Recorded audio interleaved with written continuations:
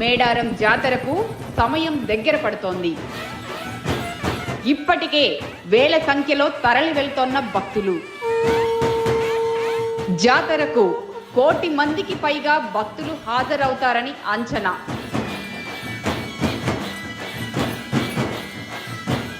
అయినా నిద్రలేవని యంత్రాంగం, అభివృద్ధి పనులు చేపట్టని అధికారులు, కనీస సౌకర్యాలను పట్టించుకోని సిబ్బంది.